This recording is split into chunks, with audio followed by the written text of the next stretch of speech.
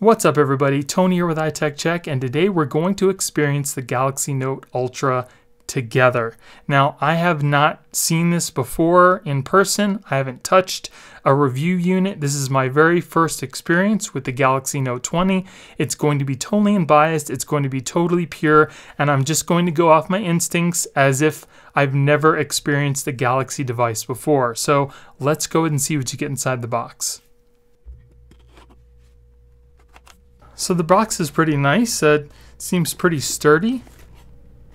It's about as thick as any other box you get. Pretty nice presentation. Don't forget to look on the inside of the box because this is where all the manuals and everything are stored.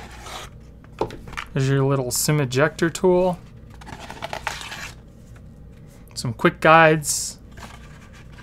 That's about it. We'll put that off to the side. Here is the phone itself. It is pretty big, I must say. We'll put this off to the side for a second. Here's your wall adapter. USB Type-C. Super fast charging. The max it looks like this does is 11 volts, 2.25 amps. Here's your charging cable inside.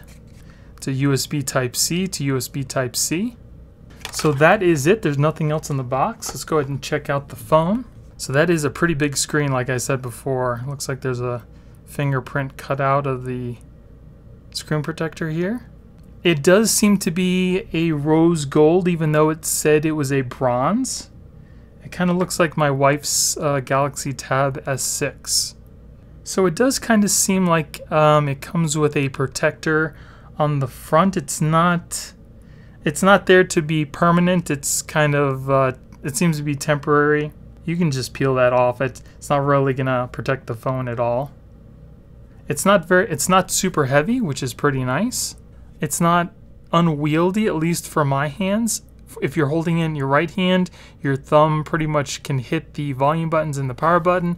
And if you're left-handed, or if you grab your phone with your left hand, the power button and the volume buttons are right by your pointer fingers. So everything is definitely within reach. The back feels very nice. It's seems like a frosted glass. It's very smooth, but it doesn't show any fingerprints, which is really nice.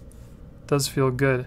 That camera bump, man, it's probably half the thickness of the phone. I mean, the camera bump is pretty prominent, but if you put a case on it, you really won't see that very much. And as far as the curved screen goes, it's not super curved. It's pretty subtle, which is really nice, but it's also going to make screen protectors a little complicated unless you really use a flimsy plastic one, or if you use the adhesive glass ones, which are pretty nice.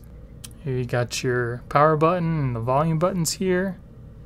It's got a nice smooth top here. It looks to have some protective cover on there too, so don't forget to take that off. The bottom there, USB Type-C, a mic, and your speaker. What is this? It comes with a pen. It's got a little button here. Nice and clicky. Where that covering is really a fingerprint magnet. But like I said, it's not meant to stay on there.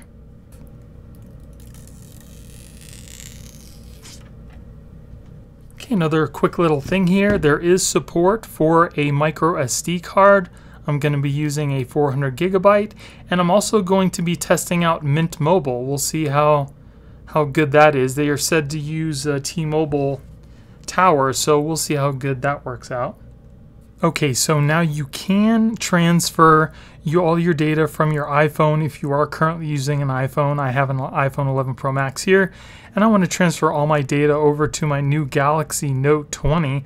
We can do that. So all you do is during the setup process, we go to here and we click on our iPhone. Then we're going to need a USB-C to USB-A adapter. We'll go ahead and plug that into our phone. And then on the other end, you need the lightning cable. As you can see, it is charging my iPhone.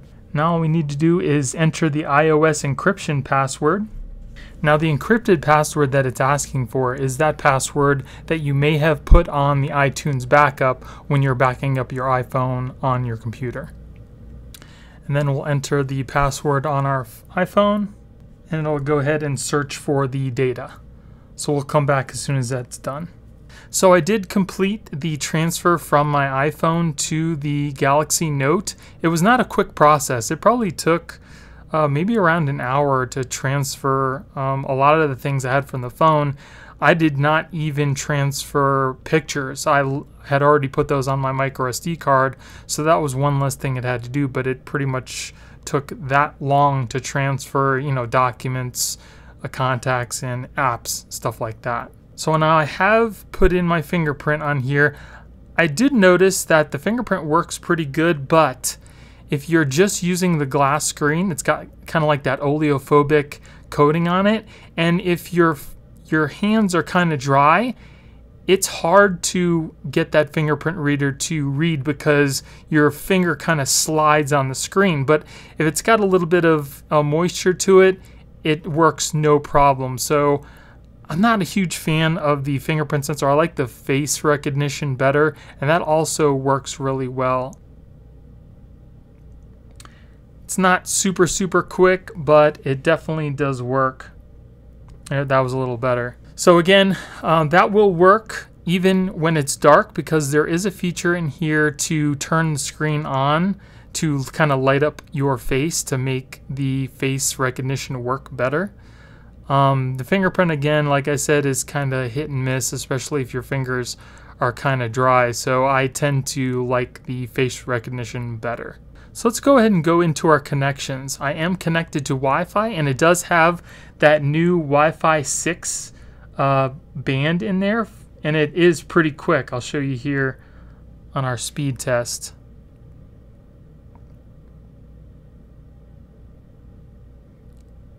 And that's only a quarter of what I can be getting. I'm in the basement, so it's really not that great, but definitely super quick, a lot faster than the regular 5 gigahertz Wi-Fi band. Now this also has that wireless DeX. Works pretty well. There is a little bit of noticeable lag, but if you need to use this wirelessly, you can do that. Just know that whatever you're planning on using the wireless DeX with, it has to have some sort of mirror cast or cast capability, such as the newer Samsung TVs or a Sony TV like I have. You cannot just cast DeX to pretty much anything you want. It has to have some sort of casting capability or some sort of adapter that allows you to do that. Now it also has wireless power share, and basically what that does is it allows you to use your phone as a wireless charger. So if you're on the go and maybe say you have some buds that you need to charge up real quick, here we have our Samsung buds. You go ahead and flip the phone over, and then you put your buds right in the middle here, and as you can see, the little red light has lit up to let you know that it is wirelessly charging whatever device you have. Now, and that not only works with your buds, but pretty much anything. Like I have an iPhone XR here. I'll go ahead and place it on the back, and it should start charging up. There you go. So you can charge your iPhone with your Android phone. Another thing I really love about the Samsung UI is the fact that we can use swipe gestures just like on an iPhone. So say you're not on your home screen, instead of hitting the home button, you can just swipe up and it'll take you to your home screen. Then if we go into some settings here, go into connections, say you want to go back, you can just swipe from the left hand side and it'll take you back to the last menu that you were on. And you can also quick launch the Google Assistant from one of the corners. That's really cool. I like that too. Now this phone also has 120 Hertz refresh rate, which I don't know if you can see from the screen, but it definitely makes a huge difference, especially when you're scrolling through things. There's less of a blur when you're moving up and down. The only thing is you have to have it in 1080p to really use that 120 Hertz. If you want a higher refresh rate, it'll drop it back down to 60, which is not bad. It's just there's a compromise there. So it's either you have a high resolution or a high refresh rate. I put it on 1080 and get that 120 hertz because you really can't tell a huge difference if you're on the higher resolution anyway. So I'd rather have that 120 hertz scrolling. So one really cool feature of this camera is the fact that it has AR capabilities. So if we go into the camera and we go into AR zone up at the top, it'll give us a whole bunch of different features. We can do our little emoji here. We can use measurements. We can put on some makeup if we really want to. We can see what some sunglasses look on us. And I think some of these features are really cool, just like the makeup here. You can, put on makeup without you actually having to put on makeup. And I already did a couple of those things. And as you can see, it definitely enhanced my beautifulness. It can kind of show you, where maybe you're lacking or what you need to do to improve your skin. And as you can see here, I already did the skincare, and it'll show you, maybe where your wrinkles are, some redness, discoloration, dark circles, puffiness, things you can do to maybe improve your skincare. And then here is that emoji that it made from my face. I don't think this really looks like me, but you can definitely tweak it a little bit if you want to, but that's something that's just really cool that you can, mess around with. And also the live focus. It definitely takes excellent selfie pictures and it gives that bokeh effect in the background, or it kind of blurs it out. You can change the blurriness. Very cool. So the audio on this is also really good. It also has a Dolby Atmos capabilities in case you're watching a video or something other than YouTube on there. You want to kind of get that immersive effect. But here's just one of my YouTube videos to give you a little example of what the volume is like. At the Fino P27. I'd like to thank Fino for sending this out to me so I could do this review for you guys today. Now this is a stereo system. It's a microphone check, we get a microphone check, give it a microphone to make the microphone dead. Don't step to me, I can truly be booty, I could have played the man I'm part-time shadow cat, part-time, that is not a guy that I would ever want to try to battle rap. Snap apart, mind right to a crisp, making him definitely loud enough to let you listen to pretty much whatever you want to in close proximity. The stereo speakers definitely work well on this. Screen is very responsive. It's super quick, super buttery smooth. And another little quick tip, since it does have the OLED screen, you're definitely going to want to put it on dark if you want to save some battery life. And this S Pen is pretty cool. If you want to take some quick notes, you can just take out the pen right from the lock screen and start writing stuff down. And I don't know if you can hear, it's got that little pencil sound. And then something else really cool that you can do with the pen is if you pull it out and you're on a web page, there's a little hovering button that you click on, and then it gives you all these different options. You can select something on the screen. You can screen write on the screen. You can add a shortcut. So we'll go to Smart Select. So say maybe there was something on here you wanted to select to show to somebody. Then it gives you the options to mark on it, extract text, share. Let's extract the text and see what happens. That's pretty cool. So like I said before, I was going to test my phone out with this company called Mint Mobile. And basically what they're a prepaid service that you can use that uses T-Mobile's network. So anything that's used with T-Mobile, you're pretty much going to get the same exact cellular capability with this Mint Mobile. So if I go into mobile networks, you'll see my network operator is Mint. So I'm getting 4 bars of LTE right now, and that's because I have a cell spot inside my home that boosts my signal because it's T-Mobile's not very good inside my house. So as you can see, it's working perfectly fine, full bars of LTE, and I should also get 5G when I'm out and about away from my home. Now the sickest thing on this camera has to be the laser autofocus. It's definitely super fast and it makes focusing to get the best shot possible super easy. Alright, so let's take some camera samples here. So this is just a regular 16:9 photo. And this is the ultra wide.